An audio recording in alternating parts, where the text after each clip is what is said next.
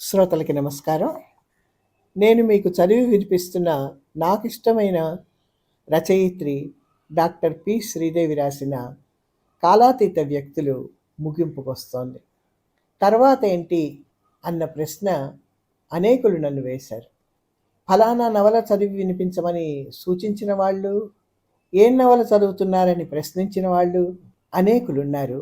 చదవడం ఆపకండి అని అడిగిన వాళ్ళు ఉన్నారు.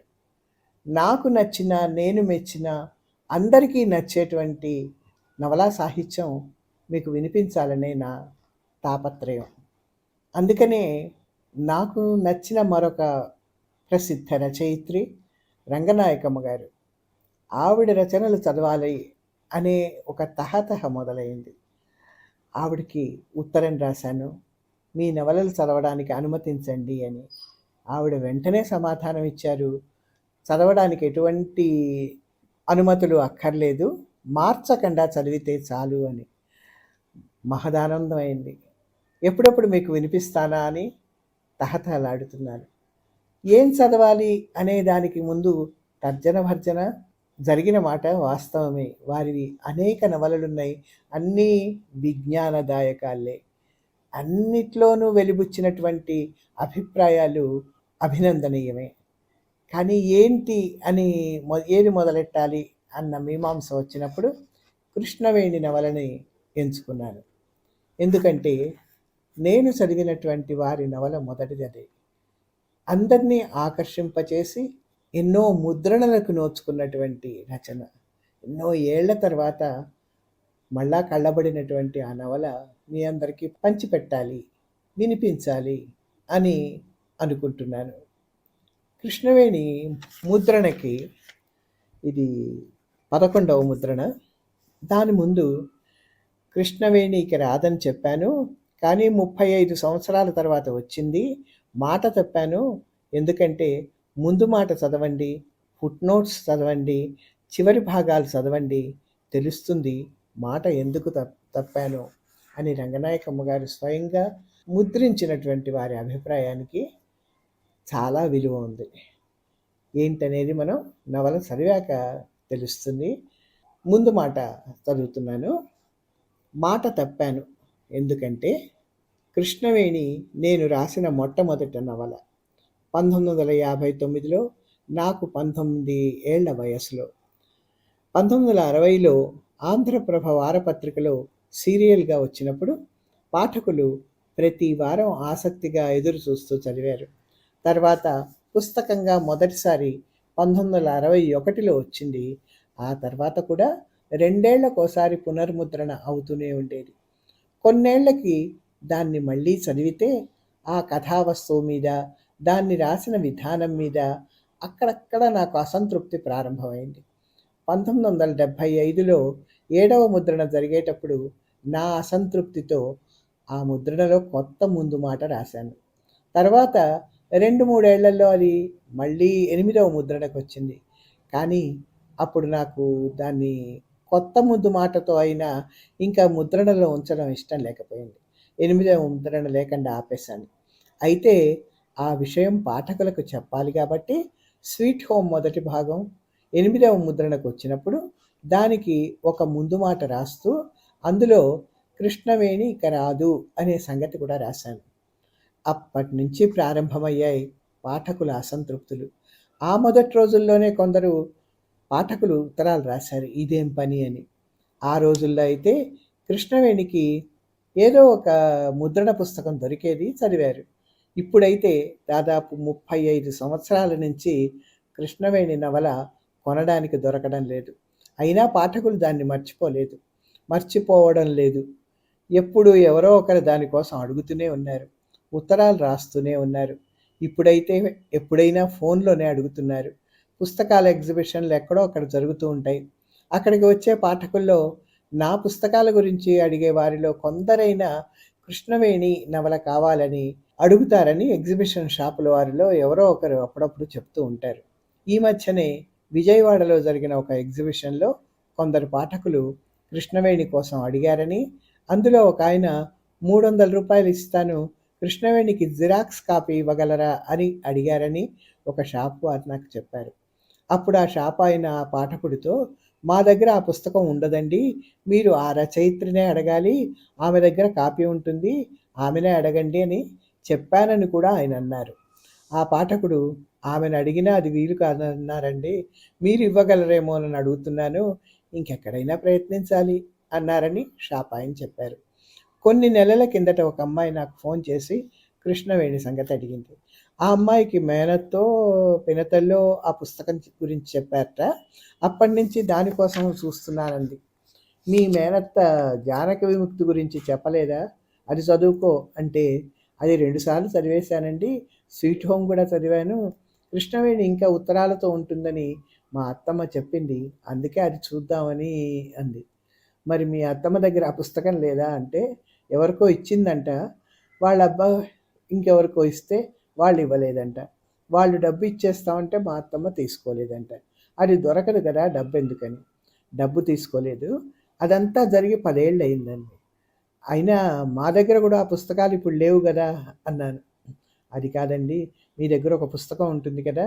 మీరు ఇస్తానంటే మీ ఇంటికొచ్చి పగలంతా కూర్చొని చదువుకుంటాను. 2 రోజుల్లో చదివేస్తాను. చిన్న పుస్తకమే అని చెప్పింది మా అత్తమ్మ" అంది. నేను ఆశ్చర్యపోయాను. పుస్తకాల మీద అంత ఆసక్తి ఉన్న పాఠకులు చాలా అరుదుగా కనపడతారు. డబ్బు పెట్టి కొనేసిన వాళ్ళందరూ పుస్తకాల మీద ఆసక్తి ఉన్నవాళ్ళని అర్థం కాదు. కొన్ని పుస్తకాల్ని మూలపడేయకుండా చదివితేనే అది ఆసక్తి. ఆ అమ్మాయికి చాలా ఆసక్తి ఉన్నట్టే అనిపించింది. అయినా నేను ఆ అమ్మాయి అడిగినట్టు చేయాలనుకోలేదు. "చూడు, అందరికీ ఒకటే రూలు. నీకోసం వేరే రూల్ ఉండదు. ఆ పుస్తకం వద్దనుకునే కదా నేను ఆపేసింది.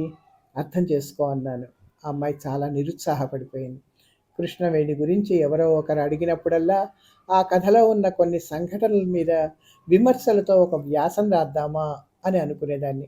ముఖ్యంగా ప్రేమ మీద, ముఖ్య పాత్రల ప్రవర్తనల మీద. ఆ ఆలోచన నాకు చాలాసార్లు ఉండేది. కానీ అది చెయ్యాలంటే ఆ కథంతా తిరిగి చెప్పాలి. అదే సగం నవల అవుతుంది. అది అసాధ్యం అని ఆ ఆలోచన ప్రతిసారి వదిలేసేదాన్ని. కృష్ణవేణి ఆగిపోయిన దాదాపు 38 సంవత్సరాల నుంచి పాఠకులు ఉత్తరాల్లో కానీ, ఇప్పుడైతే ఫోనుల్లో కానీ ఒకటే అడుగుతారు. అడగడం కాదు, వాదిస్తారు. కొందరు అడిగినవి, కొందరు వాదించినవి కలిపితే అది ఇలా ఉంటుంది. "ఆ నవలలో ఏదో తప్పులున్నాయని మీరంటారు. వాటి గురించి కొత్త ముందు మాట కూడా రాశారు కదా! కావాలంటే ఇంకో ముందు మాట రాయండి. మీరు రాసిన పుస్తకాలన్నీ చదువుతున్నాం. వాటిలో మీరు చెప్పేవన్నీ చూస్తున్నాం. రామాయణ విషవృక్షం చదివాం, జానకి విముక్తి చదివాం, స్వీట్ హోమ్ చదివాం, క్యాపిటల్ కూడా చదివాం. తప్పులున్న చోట్ల మీరు సర్దుళ్ళు, దిద్దుళ్ళు చేస్తూనే ఉన్నారు. ఏది ఎందుకు తప్పో వివరిస్తున్నారు. ఇన్ని చదివిన వాళ్ళం ఇప్పుడు కృష్ణవేణిలో తప్పులుంటే వాటిని అర్థం చేసుకోలేమా? అర్థం చేసుకోకపోతే మీ పుస్తకాల వల్ల ఇప్పటి వరకు మేమేం నేర్చుకున్నట్టు? కృష్ణవేణి నవల మీరు చిన్నప్పుడు రాశారు. అందులో మూఢనమ్మకాలు ఉంటే మాత్రం రామాయణ విషవృక్షం చదివి మూఢనమ్మకాలన్నీ వదిలేసిన వాళ్ళం ఇప్పుడు కృష్ణవేణిలో మూఢనమ్మకాలు చూసి చెడిపోతామా? మళ్ళీ వెనక్కిపోయి ఆత్మల్ని, మహిమల్ని నమ్ముతామా? మీరు ఈనాటికి మూఢనమ్మకాలనే బోధిస్తున్నారని అందరూ అనుకుంటారా? మీరు చిన్నతనంలో రాసింది మేము కూడా చిన్నతనంలోనే చదివాం. 2, 3 సంఘటనలు తప్ప ఎక్కువగా గుర్తులేవు. అసలు కథే గుర్తులేదు. ఆ పుస్తకం బావుంటుంది అనేదేదో కొంచెం గుర్తు ఉందంతే. మా దగ్గర పుస్తకం 10 ఏళ్ల కిందటే పోయింది. ఎవరో పట్టుకుపోతారు, ఇవ్వరు. వాళ్ళ దగ్గర ఉండదు. ఈ కథ సీరియల్‌గా వచ్చేటప్పటికి ప్రతివారం ఏం జరుగుతుందా అని చెప్పుకునేవాళ్ళం. అందులో కృష్ణవేణే కొంచెం గుర్తుంది. 7, 8 ఏళ్ల కిందట ఒక స్నేహితుడు పాత పుస్తకాల బజార్‌లో ఒక కాపీ కొనుక్కున్నాడు గానీ, అప్పటికే దాంట్లో సగం పేజీలు లేవు. మొదలు, చివర లేదు. అక్కడక్కడా లేవు. అయినా అదే చదివాం. కానీ మొత్తం చదవాలి కదా! ఎక్కడన్నా దొరికితే పూర్తిగా జిరాక్స్ చేసి బైండ్ చేయించాలనుకున్నాం కానీ, దానికన్నా షాపులో దొరికితే కొనేయడం సుఖం కదా! కావాలంటే మీరు మళ్ళీ ఒక పెద్ద ముందు మాట రాసి పుస్తకం ప్రింట్ చేయిస్తేనే బావుంటుంది. తప్పులేమైనా ఉంటే మేము కూడా ఆలోచిస్తాం కదండీ! మాకు ఇప్పుడు బానే తెలుస్తుంది. కృష్ణవేణిని ఇప్పుడు ఒకసారి చదివితే తప్పకుండా చెడిపోతామంటారా? మాకు ఆలోచనే ఉండదా? అందులో ఉన్న మంచిని తీసుకొని పనికిరాని అంశాలు వదిలేస్తాం. మీరే చెప్తారు కదా! చలంగారి పుస్తకాల్లోంచి మంచిని తీసుకొని చెడ్డని వదిలేశానని ఏ పుస్తకం నుంచైనా అదే చేస్తాం కదా! ఇప్పుడు కృష్ణవేణిని చదివినా అదే చేస్తాం. అంతా చెడే ఉండే పుస్తకం అయితే అది పూర్తిగా అనవసరమే కానీ, కృష్ణవేణిలో అంతా చెడ్డ లేదు. మంచి చెడ్డలు తెలుసుకునే వివేకం అందరికీ ఉంటుందని మీకు తెలుసు. ఒక్కసారి మీరు ఆలోచించి చూడండి. ఈ వాదనంతా ఎవరో ఒక్కరే చేసింది కాదు. ఒక్కరోజే చేసింది కాదు. 38 సంవత్సరాల కాలంలో అనేక సార్లు ఇలాంటి వాదనలు, అభ్యర్థనలు చూశాను. అయినా నేను చాలా కాలం పట్టించుకోలేదు. వాటి మీద దృష్టి పెట్టను లేదు. కానీ కొన్ని నెలల కిందట నాకు పేరు గుర్తులేని ఆ అమ్మాయి అడిగినప్పటి నుంచి కొంచెం ఆలోచన ప్రారంభమైంది. మొన్న విజయవాడ ఎగ్జిబిషన్‌లో సంగతి విన్న తర్వాత ఆ ఆలోచన ఎక్కువయింది. ఇంకో 30 ఏళ్ళు పోతే ఈ నవలని ఎవరైనా రీప్రింట్ చేసేస్తారేమో ఎవరికి తెలుసు? అలా జరిగితే కూడా జరగచ్చు. దాని మీద కోర్టులకు వెళ్ళి పోట్లాడే పని ఎంత చీదర. పుస్తకాల గురించి కోర్టులు చెప్పేదేంటి? అయినా రీప్రింట్ జరిగిపోయాక దాని మీద ఘర్షణలు పడ్డా ఏం ప్రయోజనం? ఎప్పుడో ఎవరో దాని వాళ్ళ ఇష్ట ప్రకారం రీప్రింట్ చేసే కన్నా నేనే ఆ కథలో ఎక్కడెక్కడ బాలేదనుకుంటున్నానో అలాంటి చోట్ల నా విమర్శలన్నీ చేర్చి దాన్ని మళ్ళీ ఇస్తే అది పాఠకులకు ఉపయోగంగా ఉంటుంది కదా! అనేక ఫుట్‌నోట్‌లు ఇవ్వచ్చు. చివరి మాట రాయొచ్చు. అవన్నీ ఉంటే కొత్త పాఠకులైనా ఎక్కడికక్కడ పొరపాట్లు తెలుసుకుంటూనే చదువుతారు కాబట్టి, ఇంక దాన్ని ఆపి ఉంచడం కన్నా మళ్ళీ ఇవ్వడమే మంచిది. ఇలాంటి ఆలోచనలతో కృష్ణవేణిని మళ్ళీ ఇచ్చే అభిప్రాయానికొచ్చాను. కృష్ణవేణిని మళ్ళీ ఇప్పుడు ఇవ్వాలనుకోవడం డబ్బు దృష్టితో కాదు. దీని ధర పెట్టిన డబ్బునైనా వెనక్కి తెచ్చేలాగా ఉండదు. నష్టాన్నే తెస్తుంది. కాబట్టి దీన్ని ఇవ్వడం డబ్బు కోసం కాదు, కీర్తి కోసం అసలే కాదు. వస్తే అపకీర్తే వస్తుంది కానీ కీర్తి రాదు. ఈ కథ అంటే నాకు మొదటి నుంచి ఇష్టము, భయము కూడా. నాకు తెలిసిన కొన్ని నిజాం సంఘటనల మీద దీన్ని తయారు చేశాను కాబట్టి అనుకుంటా ఇష్టం. సరిగ్గా రాయలేదనే అసంతృప్తి ప్రారంభమైనప్పటి నుంచి భయం. ఈ నవలని మళ్ళీ ఇవ్వడం అవసరమని, ఉపయోగమని ఊగిసలాట లేకుండా స్థిరమైన అభిప్రాయం ఏర్పడిన వెంటనే ఆ పుస్తకాన్ని అలమార మూల నుంచి బయటికి తీసి ఒక్కసారి కూడా చదవకుండా కంపోజింగ్‌కి ఇచ్చేశాను. కంపోజ్ అయి వచ్చిన పేజీలు చదువుతూ ఉంటే కథని నేను కూడా పూర్తిగా మర్చిపోయినట్టే, కొత్త కథని చదువుతున్నట్టే అనిపించింది. మొట్టమొదటి పేజీ నుంచి ఎక్కడ నాకు నచ్చని విషయం కనబడ్డా ఫుట్‌నోట్‌లు రాయడం మొదలెట్టాను. అవి మొత్తం 152 అయ్యాయి. తర్వాత చివరి విషయాలు కూడా రాశాను. ఇన్ని విమర్శలు చేర్చాక ఈ పుస్తకం అంటే ఇప్పుడు భయం తగ్గింది. ఈ విమర్శలన్నీ స్పష్టంగా, ఇష్టంగా ఉన్నాయి. గతంలో ఇంక కృష్ణవేణి రాదు అని చెప్పి, ఇప్పుడు ఇంక కృష్ణవేణి వస్తుంది అని చెప్పడం అంటే ఇది మాట తప్పడమే కదా! కానీ ఇప్పుడు అందులో అనేక విమర్శలు చేర్చాను కాబట్టి దీనివల్ల పాఠకులకు మేలే కానీ హాని లేదు. ఈ కథలో పరిశీలించి నేర్చుకోవాల్సిన విషయాలు చాలా ఉన్నాయి. ఆ అవసరం కోసమే నా మాట తప్పాను. పాఠకులు ఇష్టపడి చదువుతూ ఉంటే అది పునర్ముద్రణలు అవుతూనే ఉంటుంది. ఏ పుస్తకం సంగతైనా అంతే కదా! ఇష్టపడే వాళ్ళు లేనప్పుడే ఏ రచన అయినా అంతర్ధానం అవుతుంది. దీని సంగతి అంతే. కృష్ణవేణిని తిరిగి ఇవ్వాలనే అభిప్రాయానికి వచ్చిన తర్వాత మా దగ్గర ఉన్న పుస్తకం తీసి చూస్తే అది 1961లో వచ్చిన మొట్టమొదటి ముద్రణ. మిత్రుల దగ్గర కూడా రెండవ, 5వ, 7వ ముద్రణలు దొరికాయి. మిగతా ముద్రణలు దొరకలేదు. ఒకరి దగ్గర 50 ఏళ్ల నాటి సీరియల్ అంతా దొరికింది. వేటపాలెం లైబ్రరీలో సీరియల్లో కొన్ని భాగాలు దొరికాయి. దొరికిన వాటి ఆధారాలతో చూస్తే రచనా కాలం నుంచి ఈ నవలకు సంబంధించిన వివరాలు ఇలా ఉన్నాయి. రాసిన కాలం 1959. దీన్ని చాలా వేగంగా 1-2 నెలల్లో రాసినట్టు గుర్తు. ఒకసారి రాసి మొదట ఆంధ్రప్రభ వారపత్రికకు పంపించాను. కొన్నాళ్ళు చూసి నా నవల ఏమైంది అని వారికి ఉత్తరం రాస్తే పత్రిక వారి జవాబు, ఈ మధ్య మా దగ్గర సమ్మె జరిగింది, రచనలన్నీ పోయాయి, మీ నవల కూడా పోయినట్టే అని. సమ్మె జరిగితే అలమారులో ఉండే కాగితాలన్నీ ఎందుకు పోతాయి? ఈ ప్రశ్న అప్పుడు నాకు వచ్చిందో లేదో గుర్తులేదు. వచ్చినా అప్పుడేం చేయగలను? ఒక రచనని ప్రచురణ కోసం పంపేటప్పుడు దాని కాపీ ఒకటి దగ్గర ఉంచుకోవాలని తెలివి అప్పటికి లేదు. అప్పుడే కాదు, తర్వాత కాలంలో కూడా ఆ జాగ్రత్త పాటించలేదు. మొదటిసారి రాసిన కృష్ణవేణి పోయాక దాన్ని మళ్ళీ రాశాను.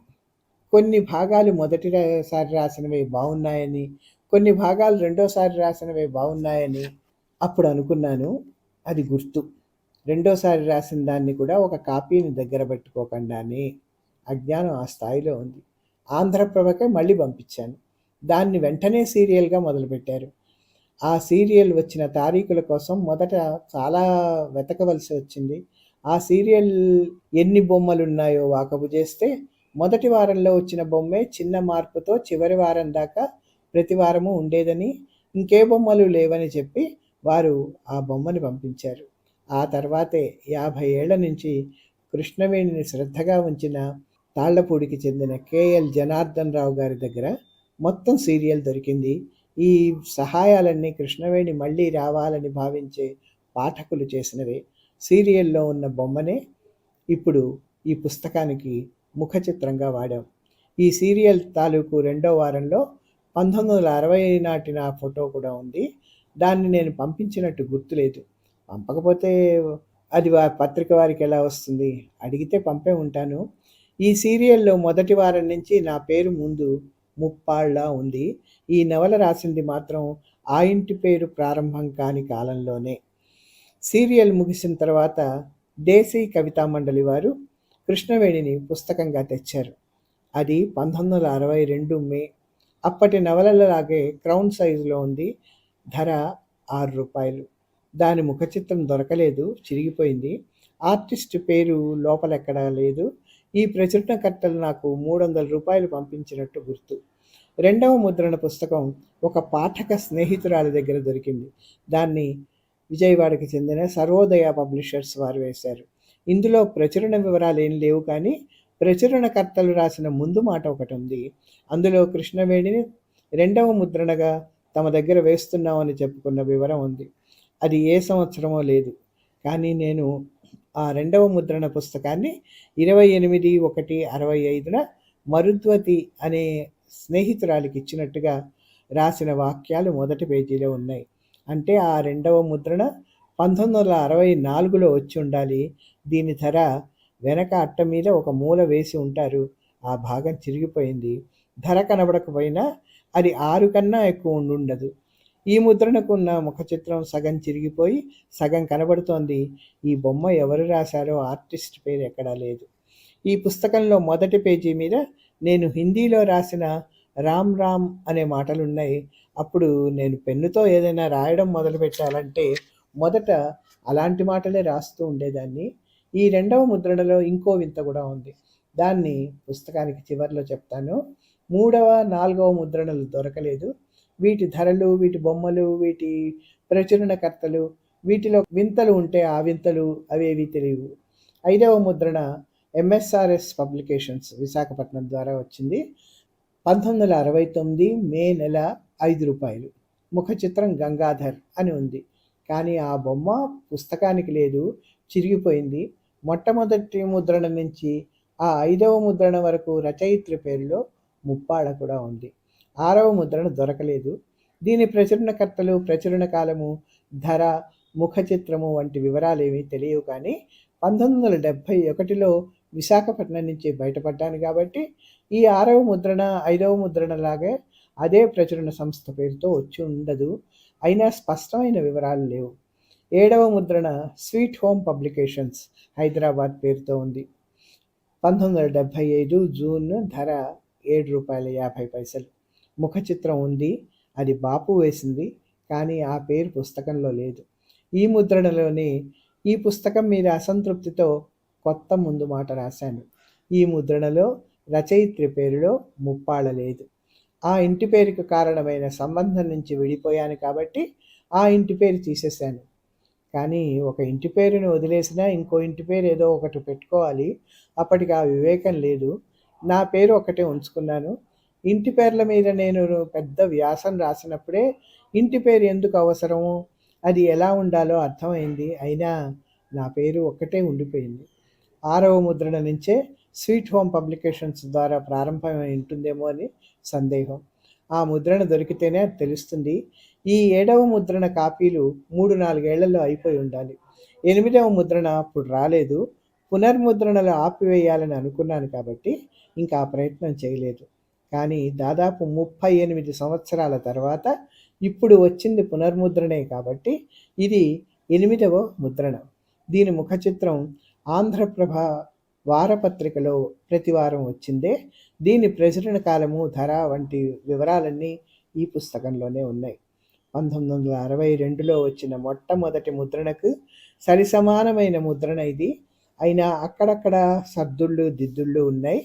అవి అన్నీ కలిపి చాలా తక్కువే. ఫుట్ నోట్లు, చివరి భాగాలు పూర్తిగా కొత్తవి. ఈ కొత్తవి చేరకపోతే ఈ ముద్రణ ఉండేది కాదు. దీన్ని తర్వాత కూడా పాఠకులు చదువుతూనే ఉంటే ఎన్ని ముద్రణలైనా వస్తుంది. ఏ పుస్తకం జీవితకాలమైనా ఇంతే కదా. రంగనాయకమ్మ 9/6/2010లో రాసినటువంటి ముందు మాట ఇది. ఇంకా ధారావాహికంగా నేను మీకు ఈ నవల చదివి వినిపిస్తానని చెప్తూ ధన్యవాదాలతో సెలవు తీసుకుంటున్నాను.